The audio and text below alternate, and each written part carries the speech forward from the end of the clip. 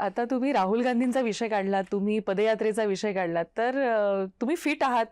म्हणजे बऱ्याचदा मी बघितलं पदयात्रेमध्ये राहुल गांधींच्या अगदी तोडीस तोड तुम्ही पण तितक्याच जोशात चालत होतात.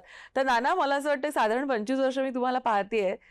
नाना कल भी वही थे आज भी वही है. नाना अजिबात बदललेले नाहीये. तर हे सातत्य तुम्ही कसं प्रकृतीमध्ये कसं तुम्ही मेंटेन केलंय स्वतःला? काय राज आहे नानांचा?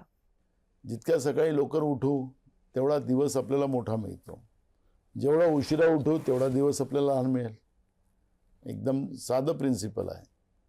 मी 5:30 वाजता उठतो, 6 वाजेपासून योगा आणि हे सगळं सुरू करतो. डाईट एकदम नॉर्मल घेतो आणि मला असं वाटतं की जेवढं आपल्याला डाईट हलका असेल आणि आपल्या शरीराला तेवढा व्यायाम असेल तर मला वाटतं की त्याला फिट राहायला आपल्याला सोपं होतं. आणि माझ्या आईनी, माझ्या वडिलांनी खरी तर आम्हाला शिकवण दिलेली होती. त्यामुळे त्या शिकवणीचाच फायदा मला अजूनही मिळतो आहे. आणि म्हणून तुम्ही मग सातत्यानं म्हणताय की आपण 25-30 वर्षाच्या पहिले भेटलो, तुम्ही जशा तसेच आहात. तर त्याचं कारणच असं आहे की आपल्याला जर जनसेवा करायची असेल, दुसऱ्यासाठी जगायचं असेल, तर आपल्याला स्वतः फिट राहणं हे काळाची गरज आहे.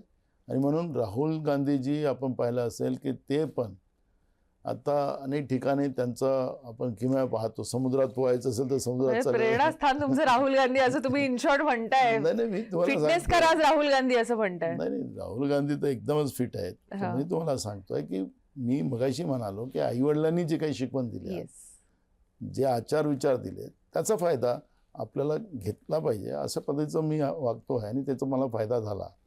आणि म्हणून मी आज तुमच्या म्हणण्याप्रमाणे असाच फिट राहील पुढच्या काळातही. असेच तुम्ही फिट राहा.